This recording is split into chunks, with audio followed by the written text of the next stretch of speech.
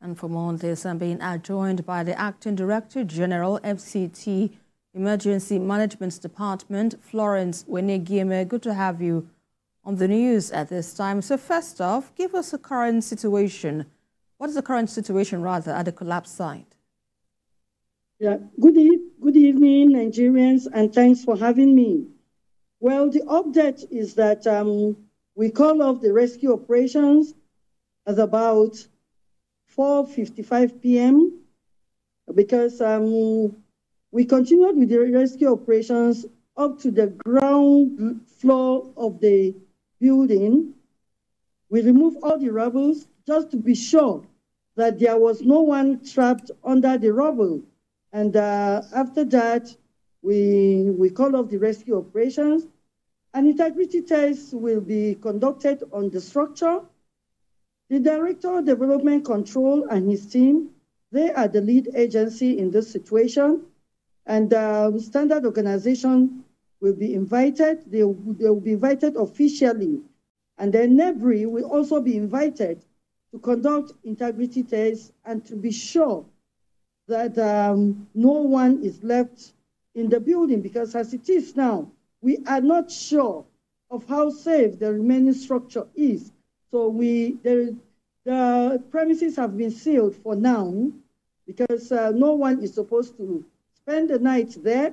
We don't expect anyone to go back into that building for safety reasons. We have to save lives. We are not talking about properties now. But the truth is that the problem we have about the issues going on in the whole country about building collapse is lack of compliances, because a lot of people do not keep to building codes. And when the structure is being marked as a sign of warning, they do not comply. They don't go back to development control to find out what the problem is.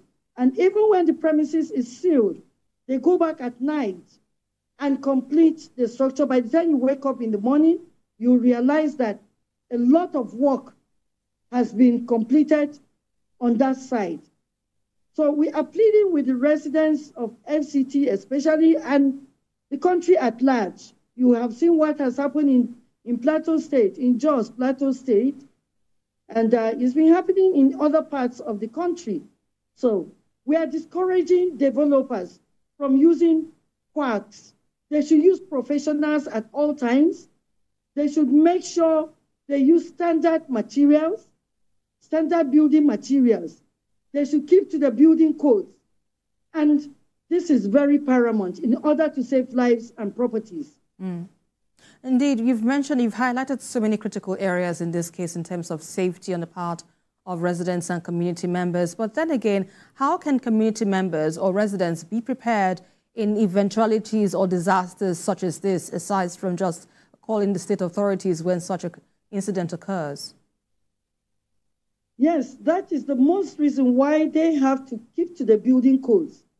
They have to, before you build a house, whatever structure you want to put up, you have to invite the development authorities, come take an integrity test. They have to know the condition of the soil, that particular plot you want to put up your structure, and know if it can actually withstand whatever you want to put up. Get an approved building plan. Every approved building plan has all the building codes. And once you notice any defect, you are supposed to stop that structure and, if possible, pull it down and start from the scratch. Right. That is why you have to use professionals at all times. If you use professionals, you will not have this kind of defects in your buildings. That is the truth. Right. And we have an emergency number 112. At that very point, when they noticed that the building was vibrating, they were supposed to call us. Call 112, and you get help. All right. Well, if they had told us as early as they said, we would have been able to. I mean, I don't think those that were trapped would have been trapped in that building. Right. We received the distress call at about 6:45, and you heard what the eyewitness said there. One of the residents, she said it was about 5 a.m. or so. Right, that Madam they Florence. notice that Thank you so much for your time with us on the news at 10. We appreciate your insights and so far your thoughts you've shared with us on the news at this time. We appreciate it. Thank you very much for having me.